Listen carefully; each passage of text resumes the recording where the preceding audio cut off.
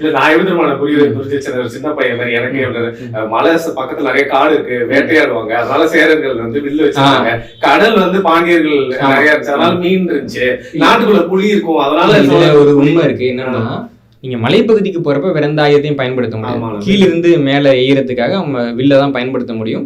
அவர் பாண்டியர்கள் தான் ஆரம்ப காலத்துல இருந்து கடல் பயணத்தை மேற்கொண்டாங்க. ஆனா பாண்டியர்களுடைய அந்த மீன் சின்னம் இருக்குல்ல, இப்பதான் 2 மீன் இருக்கு. சங்க காலத்துல பாத்தீங்கன்னா இப்படி ஒரு கோடு இருக்கும், அதுக்கு நடுவில் வந்து எக்ஸ்போர்ட் மாதிரி ஒரு கோடு இருக்கும், இது ஒரு குடிசை மாதிரி ஒரு இது இருக்கும், அதுதான் மீன் அவங்களுக்கு. இந்த குறிப்பிட்ட மீன் சின்னத்துல என்ன சிறப்புன்னா, இது வந்து கீழடி பானை ஓடுகள்ல கிடைக்குது. அதுக்கு பின்னாடி போனோம் அப்படின்னா நமக்கு வந்துட்டு பாறை ஓவியங்கள் இருக்கும்ல, அதுல வந்து குமரன் அப்படின்னு ஒரு தம்பி வந்துட்டு பாறை ஓவியத்துல அதே முத்திரையை கண்டுபிடிச்சாரு. பாறை ஓவியத்துல, தமிழ்நாடு பாறை ஓவியத்துல. இதெல்லாம் போக சிந்து சமவெளி எழுத்துக்கள்ல ஒரு எழுத்து இருக்கு, இதே மீன் சின்னம், பாண்டியர்கள் பயன்படுத்தக்கூடிய இதே மீன் சின்னம். மீனோட குறியீடு அது, மீனோட சிம்பிள், மீனோட சிம்பாலிக்கல் ரெப்ரசன்டேஷன் அது.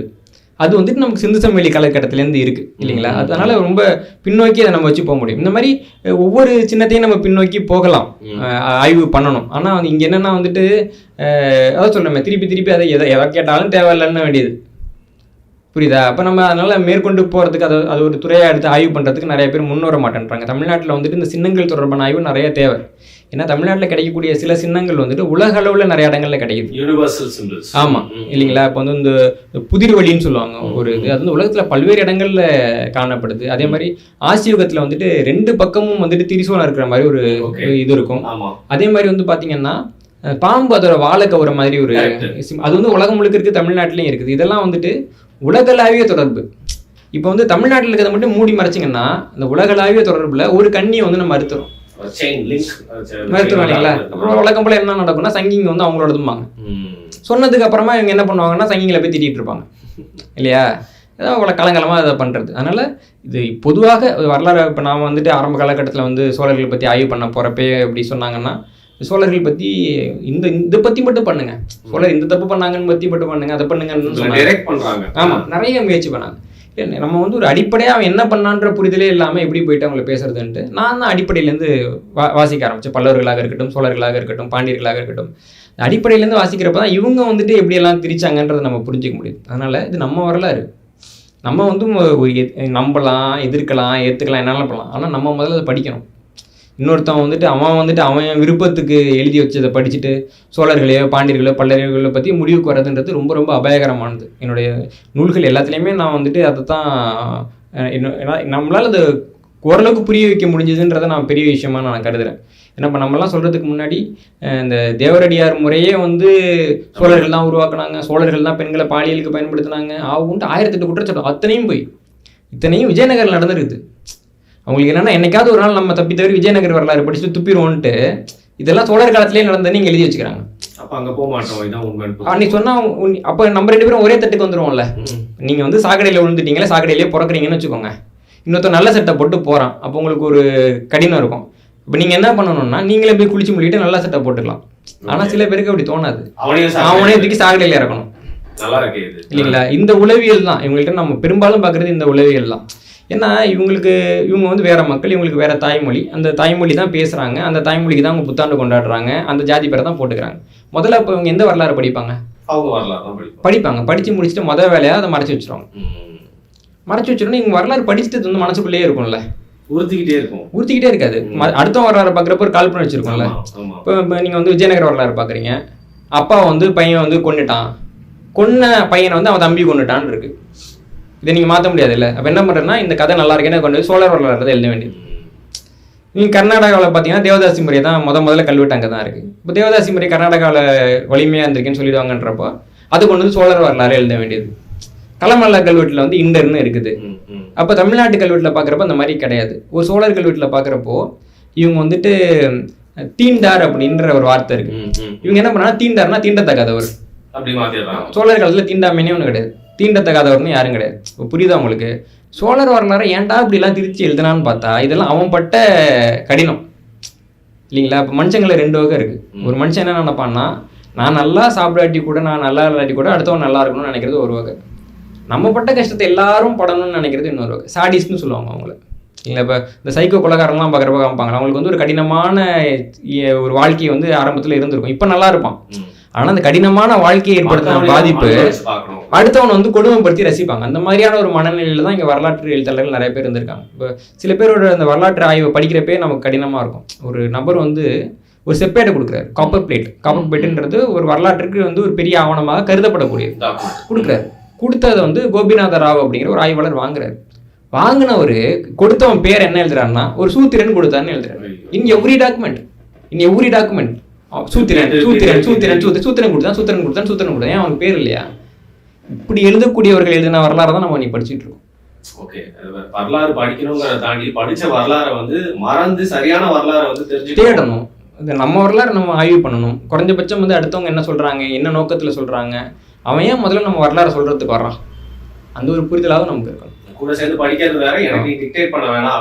எல்லாத்துக்கும் மேல அடுத்தவங்க சொன்னதை வச்சு நம்ம வரலாறை வந்து நம்ம மதிப்பிடக்கூடிய ஒரு மரபு, நம்மளே குறை சொல்லிக்கக்கூடிய ஒரு மரபு, குற்றநோட்சிக்கு ஆளாயக்கூடிய ஒரு மரபு, அடுத்தவங்க வந்து ஒரு குறை சொல்றப்ப பெருந்தன்மையா இருக்கிறேன்னு நினைச்சுக்கிட்டு ஆமாங்க அதெல்லாம் இருக்கும், அவங்களாம் முட்டாள் பசங்கன்னா யாரை சொல்ற நீ, ஒன்னதான் சொல்லிக்கிறேன் நினைச்சுக்கிறாங்க. அப்ப ரேஷனலிஸ்டா அவன் இருக்க மாட்டேன்றான், நீ மட்டும் ஏன் நீ இருக்கிற அதே மாதிரி அவனும் இருக்கணும்ல. விஜயநகர்லாம் என்னங்க, இப்போ நம்ம ஊர்ல சொல்லுவாங்க, இப்போ ராஜராஜனோட அம்மா வந்துட்டு அவங்க கணவர் இறந்து போறப்ப அவங்க வந்துட்டு தற்கொலை பண்ணிக்கிறாங்க, அவங்க வந்துட்டு நெருப்புல பாஞ்சு இறந்து போயிடுறாங்க. அப்ப எல்லாரும் சேர்ந்து தடுக்கிறாங்க, அவங்க வந்துட்டு தடுக்கிறவங்க இதெல்லாம் மீறி போய் தற்கொலை பண்ணாங்கன்றதுக்கு கல்வெட்டு ஆதாரமே நம்ம கிட்ட இருக்கு. இப்ப நம்ம சொன்னா கூட சோழர் காலத்துல வந்துட்டு உடன்கட்டை இருந்ததாமே அப்படிம்பாங்க. இதே மாதிரி இப்ப தாமரைப்பாக்கம்ன்ற ஒரு பகுதியில வந்து ஒரு கல்வெட்டு கிடைச்சிச்சு. அது வந்து குலோத்துங்க சோழன் காலகட்டத்துல ஒரு சிற்றரசர் அவர் இறந்து போறாரு, அவர் நல்லா நாட்டியம் ஆடக்கூடியவர். அப்ப அவர் மேல அபிமானம் கொண்ட ஒரு 3 நாட்டியம் ஆடக்கூடிய பெண்கள் வந்துட்டு அவர் கூட சேர்த்து இறந்து போறாங்க. அவங்களாம் சுயமா இறந்து போறாங்க. இப்போ அவங்க பையன் என்ன பண்றாங்கன்னா அந்த 3 பேர் கோயிலுக்கு சேர்ந்தவங்க, அவங்களுக்கு பதிலாக வந்துட்டு அவர் வந்து நிலதானங்கள் கோயிலுக்கு பண்றாரு. இவங்க இறந்து போனோம், அவரோட பையன் இறந்து போனவரோட பையன் பண்றாரு. இதை காமிச்சு சோழர் காலத்துல 3 பெண்களை கொண்டுட்டாங்க எழுதுறாங்க இல்லைங்களா. இவங்க தான் இங்க திருமலை நாயக்கர் அவர்லாம் இறந்து போனப்போ 160க்கும் மேற்பட்ட மனைவிகள் கூட படுகொலை செய்யப்பட்டாங்க. அது யாரும் பேசுறது இல்லை. இப்போ நீங்க தஞ்சாவூர் நாயக்கர் பாத்தீங்கன்னா அவங்க வந்துட்டு தோத்துப்புறமா இருந்தா அந்த புறத்துக்கே வெடிக்க வச்சிருவாங்க. ஏன்னா அவங்களுக்கு வந்து பெண்கள் வந்து சொத்து தானே, அவங்களுக்கு கமாடிட்டி தானே. அப்ப என்னன்னா நம்ம போனதுக்கு அப்புறம் அதெல்லாம் எதுக்கு இருக்க போகுதுன்னு கொண்டு செத்து போனாங்க. இதை பத்தி பேசணும்ல. சோழர் காலத்துல தானா இறந்து போனாலும் அது படுகொலை. பாருங்க, அப்ப இதுதான் நமக்கு இடிக்குது. சுய விமர்சனம் பண்றவன் தான் நல்லவனா, நீ சுய விமர்சனம் பண்ணு, ஒரு புத்தகம் எழுது, இல்ல ஒரு புத்தகத்தை மொழிபெயரு, பேசு அதை பத்தி. குறைஞ்சபட்சம் சுய விமர்சனம்லாம் அப்புறம் பேசணும்ல. அப்படியே அஞ்சு நடுங்கி அவங்கள பத்தி நம்மளும் பேசாம யாரும் பேசுறவங்களும் பயந்துக்கிட்டு அந்த வரலாற்றுக்கு உள்ள மறைச்சு வச்சுட்டு அடுத்த வந்து நல்ல வரலாறு இருந்தாலும் அதில் என்னங்க அவமானப்படுத்தலாம், எங்கே குறை சொல்லலாம், எப்படி அவனை வந்துட்டு அவமானப்படுத்தலாம். ஏன்னா நம்ம வந்துட்டு நம்ம வரலாறு பக்கம் போனால் தான் நமக்கு பழமை தெரியும்ல. ஐயோ அதெல்லாம் மோசமான புத்தகமாப்பா கிழிச்சு போட்டுரு, ஐயோ அதெல்லாம் படிக்காத, என்ன வரலாறு படிக்கிறியா, என்ன இது பண்ணுறியா, அப்படிலாம் கேட்டு கேட்டு கேட்டு கேட்டு கேட்டு ஒழிச்சு முடிக்கிறதுக்கான எல்லா முயற்சியும் பண்ணிட்டாங்க. இப்போ வந்துட்டு நம்ம வந்துட்டு ஓரளவுக்கு இந்த தொல்லியல் அகழாய்வு பக்கம் போகிறப்ப தான் இவங்க என்னெல்லாம் உருட்டிருக்காங்கன்னு நமக்கு ஓரளவுக்கு வருது. அப்போ அதெல்லாம் தெரிஞ்சுக்கவாவது நம்ம வந்து இந்த மூவேந்தர் வரலாறு படிக்கணும். ஏன்னா வந்துட்டு உலகத்தில் வேற எல்லா மரபுலையும் பார்த்தீங்கன்னா அரசரை தான் புலவர்கள் வந்து புகழ்வாங்க. புலவர்களையும் புரவலர்களையும் புகழ்ந்த அரசர்கள் வாழ்ந்த ஒரே நிலம் வந்து தமிழ்நாடு தான்.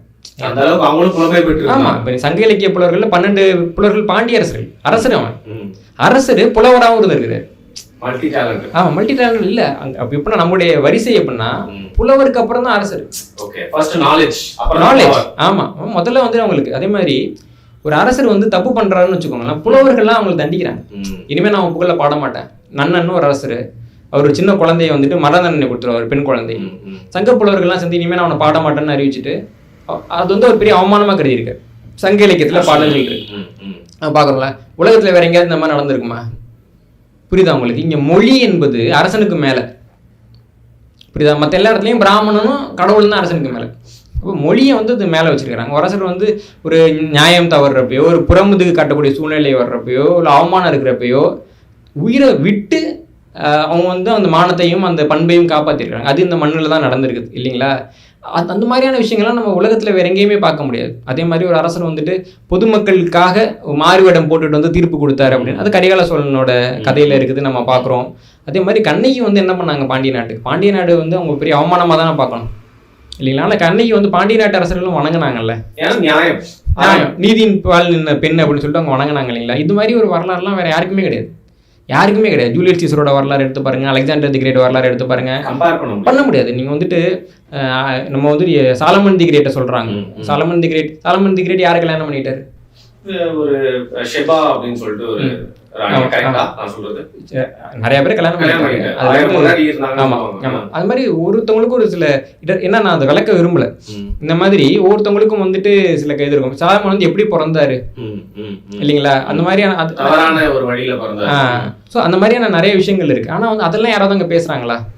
பேசல. சாலமனோட அறிவை பத்தி மட்டும் தான் பேசுவாங்க. அப்ப என்னன்னா மற்ற எல்லா இடத்துலையும் ஒரு அரசர்னா அவருக்கு என்ன ஒரு நேர்மறையான ஒரு விஷயங்கள் இருக்கோ அதை தான் பேசுவாங்க. தமிழ்நாட்டுக்கு வந்த சாபக்கேடு இங்கே இருக்கிறவங்க இந்த மக்கள் வரலாறு வந்து பேசக்கூடாதுன்றதுக்காக இப்போ சோழரை பற்றி 10 போய், பாண்டியரை பற்றி 10 போய், சேரரை பற்றி 10 போய், எல்லாரை பற்றியும் வதந்தி எல்லாம் பரப்பி விட்டுட்டு இவங்க வந்து ஒரு மகிழ்ச்சியாக இருக்கிறாங்க. இல்லை அவங்களால அவங்க வரலாறு பேச முடியாதுங்க. இப்போ அந்த நிலைமையில நம்மளே கொண்டு வந்து விட்டுறலாம்ல.